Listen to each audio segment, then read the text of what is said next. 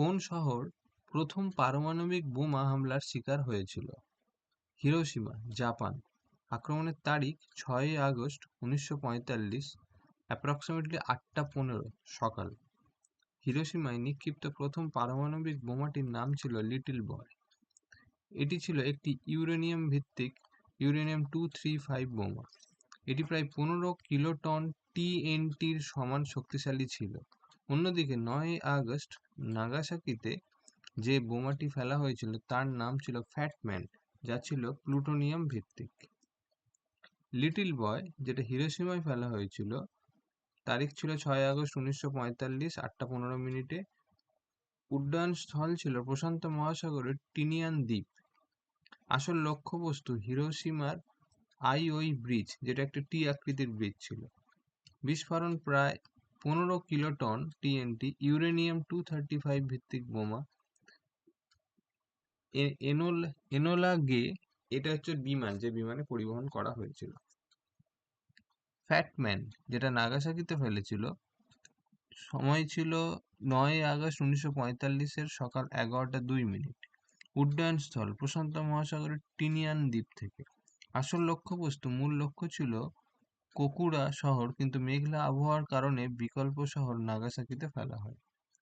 প্রায় 21 kiloton TNT প্লুটোনিয়াম-239 ভিত্তিক বোমা এর যে বিমানে বহন করেছিল তার নাম হলো বক্সকার। মহাকাশে প্রথম কৃত্রিম উপগ্রহ পাঠায় কোন দেশ? মহাকাশে প্রথম কৃত্রিম উপগ্রহ স্যাটেলাইট পাঠায় সোভিয়েত ইউনিয়ন, ইউএসএসআর। উপগ্রহের নাম ছিল স্পুটনিক 1। উৎক্ষেপণের তারিখ 4ই অক্টোবর 1957। Rocket R-7 Semyorka ballistic missile. উৎক্ষেপণের কেন্দ্র ছিল বৈকনুর কসমোড্রোম, বর্তমানে কাজাখস্তানে অবস্থিত।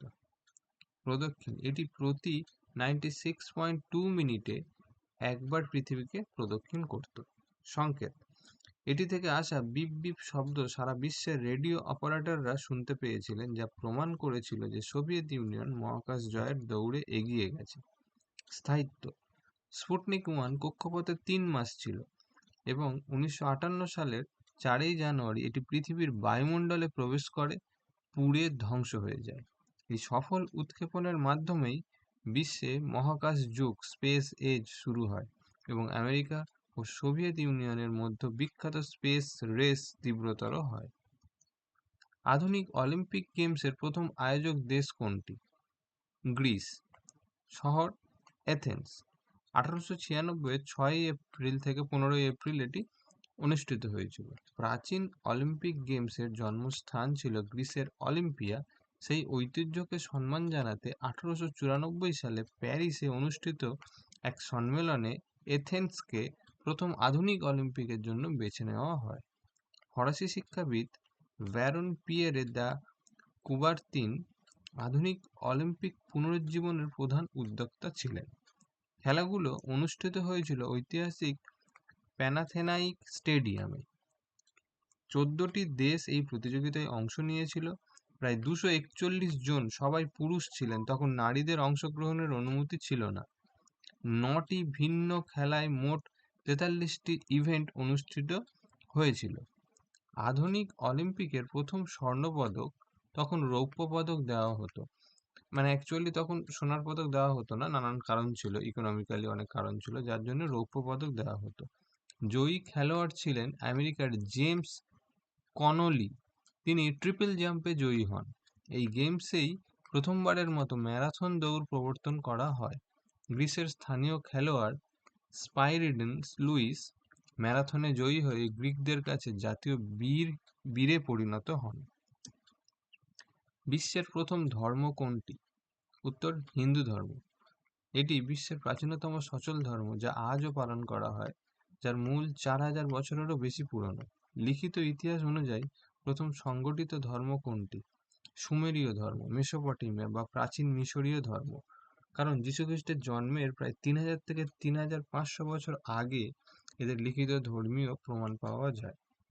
যদি প্রশ্নটি ধর্মের আদিমতম রূপ নিয়ে হয়, তাহলে উত্তর হবে অ্যানিমিজম বা প্রাণবাদ।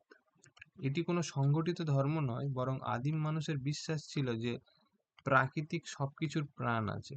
এটি প্রায় 70,000 বছর পুরনো।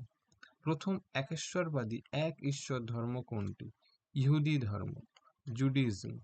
অনেক ক্ষেত্রে পারস্যর জোরোস্ট্রিয়ানবাদকেও প্রাচীনতম একেশ্বরবাদী ধর্ম ধরা হয়।